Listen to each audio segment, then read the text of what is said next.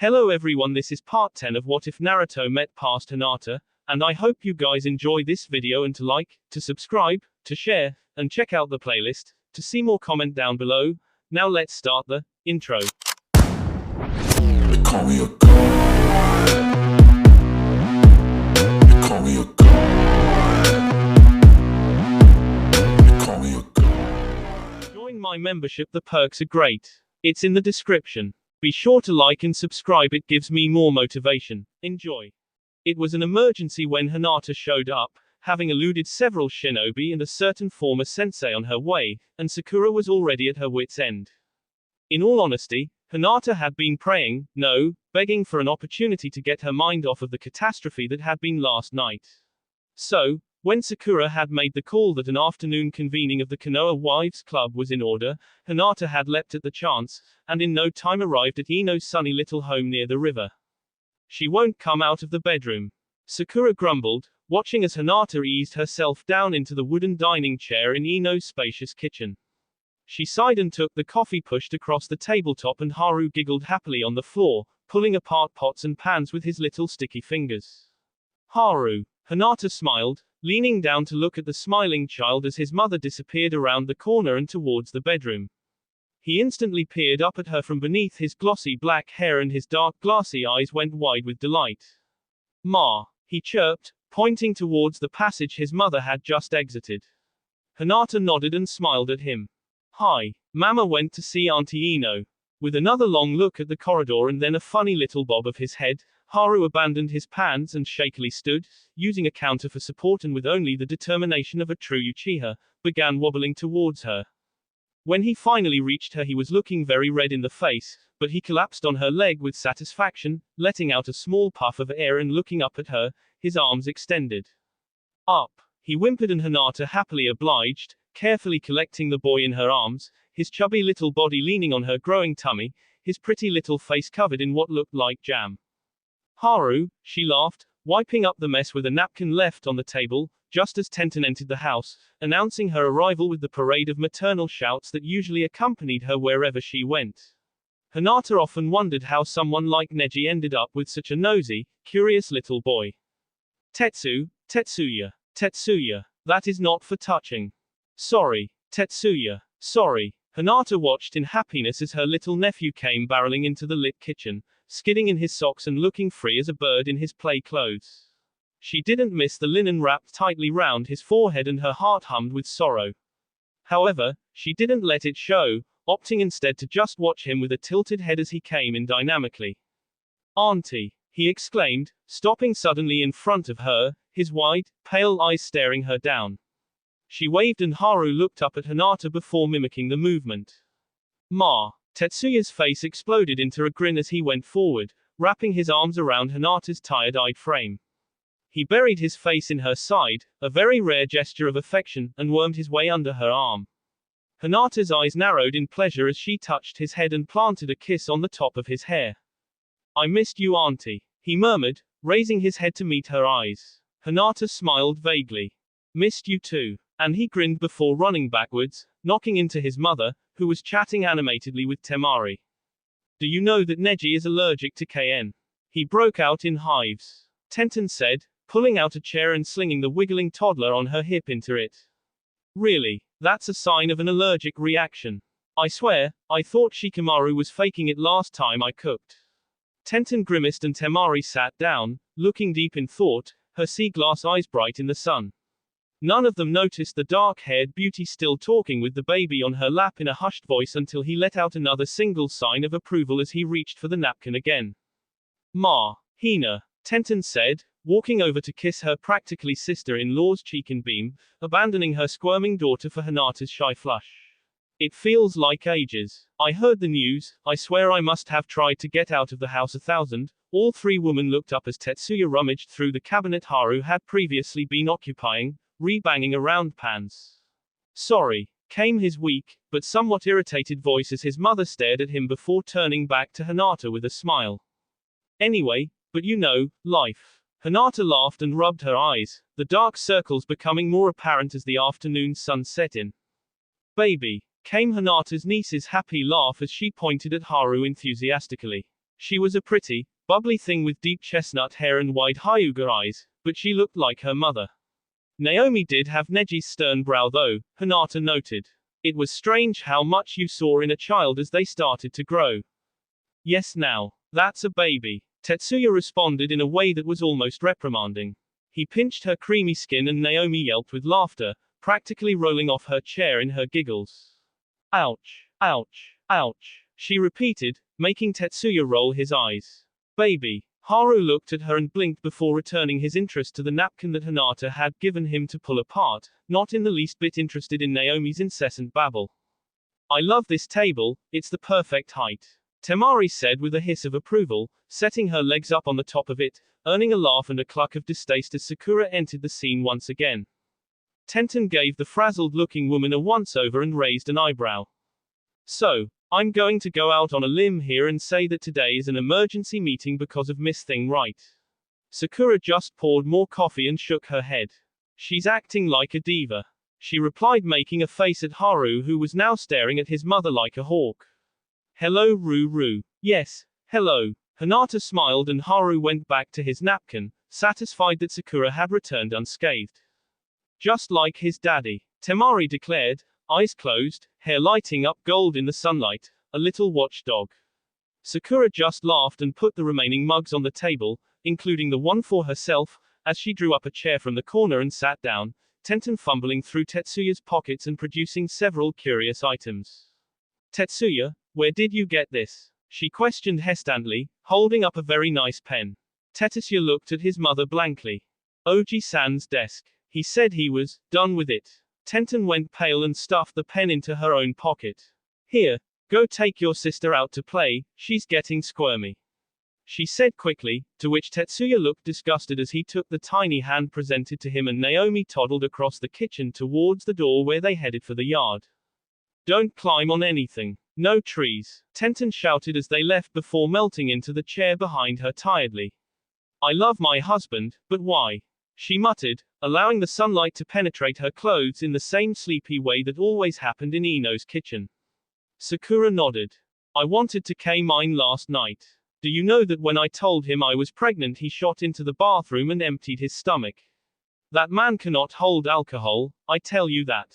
She ran her fingers through her pink hair, he was so surprised, still, he seemed pleased about it.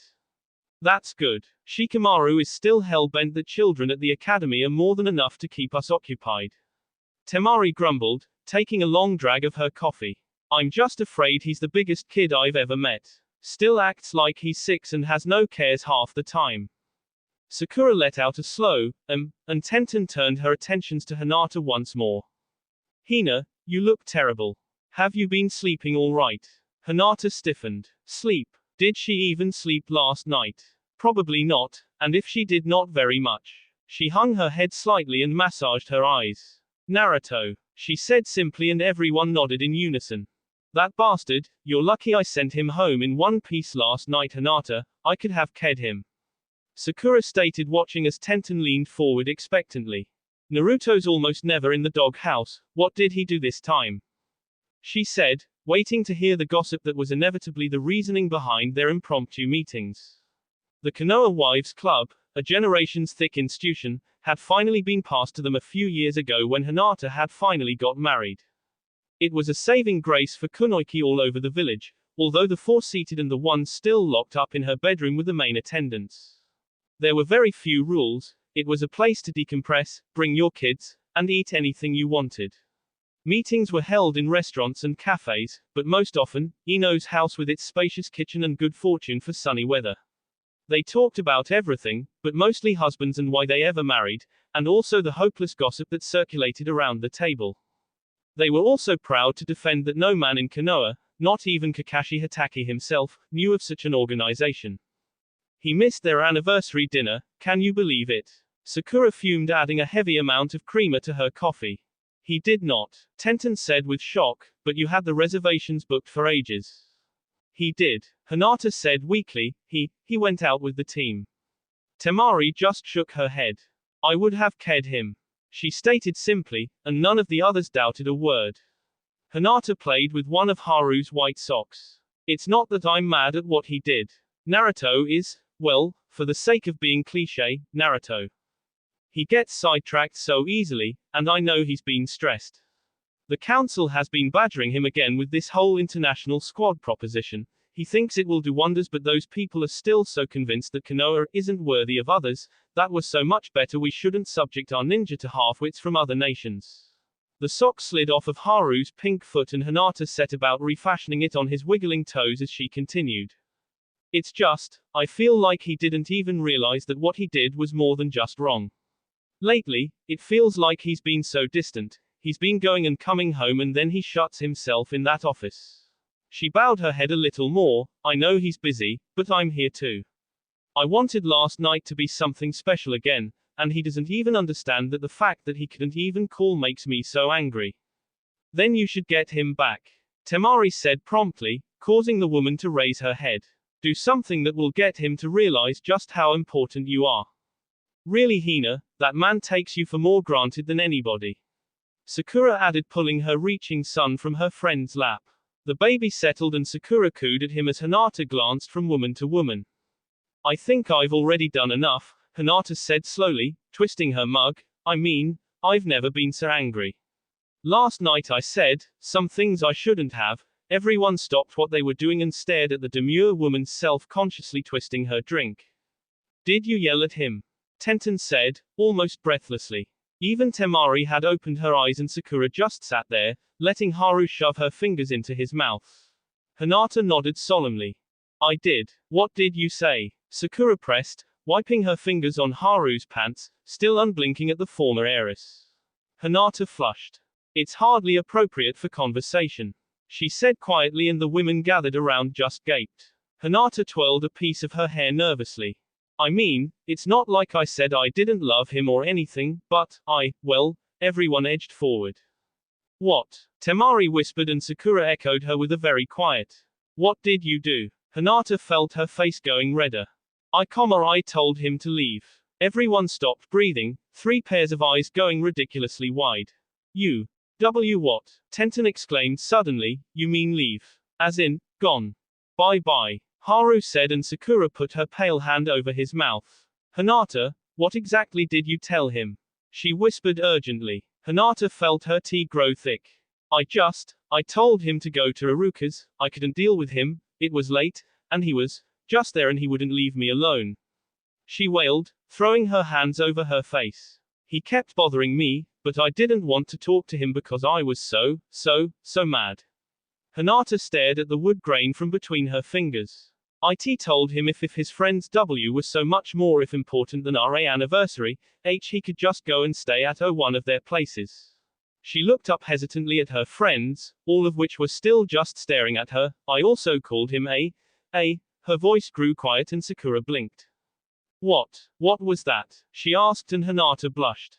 She mumbled and everyone strained their ears. Just say it, Temari practically shouted, and Hinata jumped a little in her seat before reaching out to cover Haru's ears.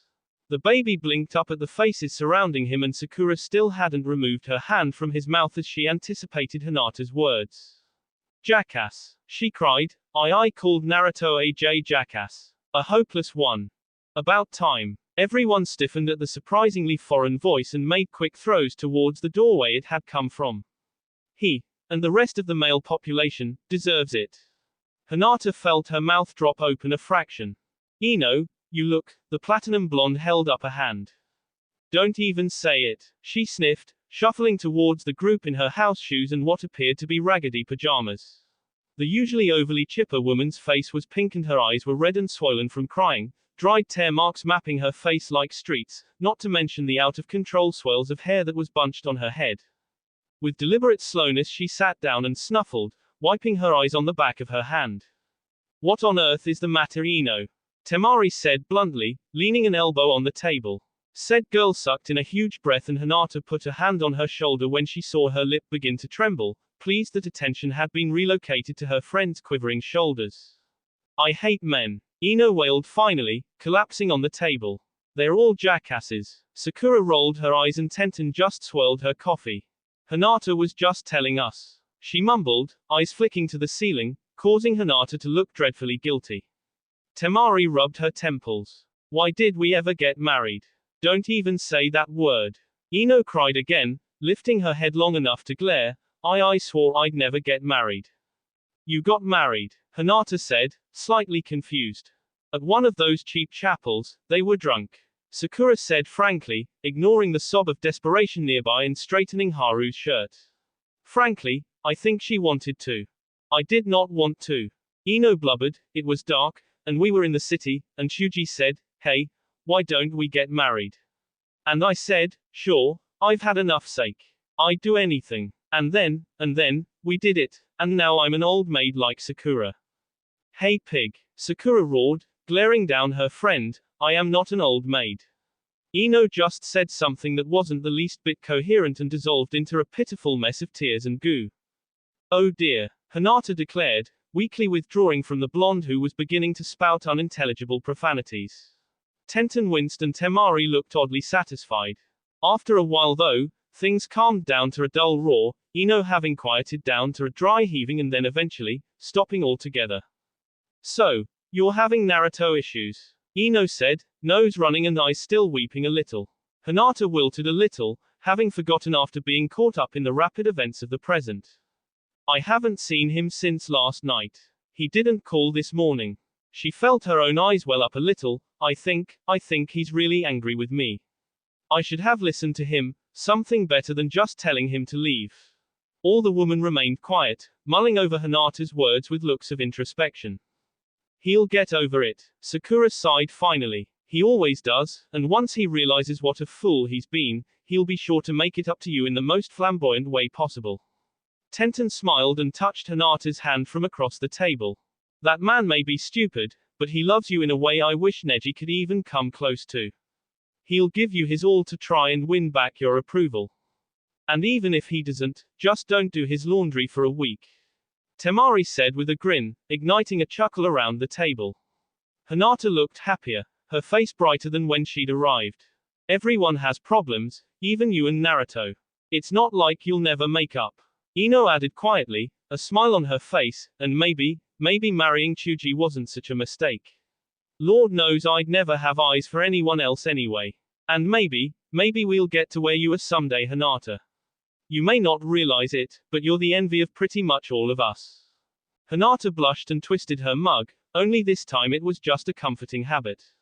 I'm very blessed, she stated to the swill of creamy brown in the cup, not bothering to raise her head, blessed to have friends like you, and the people in my life. I hope one day everyone will know what it feels like to know that they have someone thinking about them everywhere they go. The rest of the afternoon was spent helping Ino in and out of her irrational state, and by the time 5 o'clock rolled around, Hinata was beginning to dread going home. She was sure it would be simply awful walking into an empty house, and after saying goodbye to Tenten and her family, Sakura offered to walk her home with eyes that knew she was feeling less than great. They stopped off at a few little stores so that they could pick up a few groceries, and Haru had put up a huge fuss when his shoe fell off, causing a large ruckus to find it again. With all this, Hinata finally made it home at 6:30, exhausted and ready to collapse.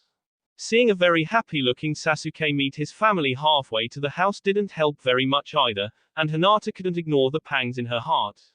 She and Naruto had never had such a fight before, but between it being so late that night and her anger and hurt, she had just snapped. But Hinata was never one to hold a grudge, and she was more than ready to say she was sorry to get her husband home again. The sun had begun to set by the time she walked up the path towards the house, her heart heavy and her eyes sore. Small insects dotted the lawn, sleepy with the coming night as she opened the door with a sigh, walking into the emptiness of the house as quietly as she could. The house was strangely tense as she entered the front room, and Hinata felt herself on edge, like something wasn't exactly right. The rooms were bathed in deep yellow and sunset orange as she walked cautiously inside, locking it behind her. Hugging herself, she edged into the living room, looking around for any sign of abnormality. The kitchen was dark, and as she slipped off her shoes she thought she could make out strange shapes on the table. She padded slowly towards it, squinting in the dim light, ignoring the butterfly sensation in her stomach. Just as she reached the halfway point, silhouetted against the patio door, she stepped on something. Jumping back, she bent and peeled what looked like a flower petal off her heel. What on earth? She murmured, looking at the kitchen, the table covered in something, and the smell of flowers. Walking slowly, she put a hand on her stomach nervously and gently slid her hand up the wall towards the light switch, flipping it on as slowly as possible. Surprise! Ahhh. Hinata tumbled backwards, watching as Naruto popped down from the ceiling. Naruto, what are you doing? She shrieked, her hair still standing on end. He grinned at her, his hair being pulled down by gravity, eyes closed in pleasure. Happy anniversary, sweetheart. Hinata, panting, slowly composed herself and took a step forward, past Naruto and into their kitchen, and suddenly, all the words just left. Oh Naruto, how did, when, why? The man shrugged at his wife's questioning and smiled guiltily. Iruka kind of told me I'd have to. Sora helped some too. It was wonderful. Naruto had really outdone himself. There were pulley hung streamers in purple and pink and blue, and there was what was obviously last minute, Plan B takeout food set out in an elaborate display on the table, still giving off steam. Hinata put her hands over her mouth and nose, looking at the iris petals spread out over the table and on the floor, the new floor pillows and the huge flowered centerpiece. There was a huge card and a wrapped box as well, but they were dwarfed by the off-place settings and the linens that still had the creases from being bought just that day.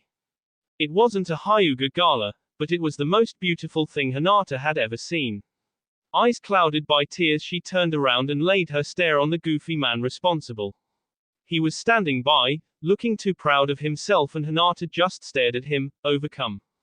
I'm really sorry. I didn't want it to turn out this way. It's no emerald dragon or anything, but I thought you'd like it. Hinata walked to him and put her hands on his arms. I don't even know. She turned over her shoulder, looking at all the food, picking up plates and smelling them. Is this curry? Hi. She just shook her head. Naruto Uzumaki, I just don't even know what to say. She laughed, wiping away the tears in her eyes. She felt arms envelope her from behind, the mediocre streamers bobbing in the wind coming through the window. She leaned into him, but found herself unsatisfied, turning fully to bury her head in his chest. Well, you could say you forgive me. Naruto whispered as she cried. After the curry, Hinata said with mock sternness, lifting her head. He kissed her forehead tenderly and then the tip of her nose. I can live with that. He murmured, and Hinata felt a smile creep onto her face. I'm sorry I made you sleep at Iruka's. I deserved it. I know. Can we eat now? I'm starving. Of course, Naruto. Hinata had attended thousands of dinners, seen thousands of people and been to 100 parties with well-to-do people of every shape and size, but Hinata knew none could hold a candle to the toils of one very forgetful husband, and one very wonderful anniversary. But elsewhere, things were not so wonderful. Hanabi was struggling to retain an impassive face as her father presented her to the council. So it is to be decided. You will be betrothed to in place of the other now that she has been excommunicated. The eldest man looked on at Hanabi, his eyes probing every inch of her. Inside her, everything was tightened like a spring, ready to give way to the pressure at any moment.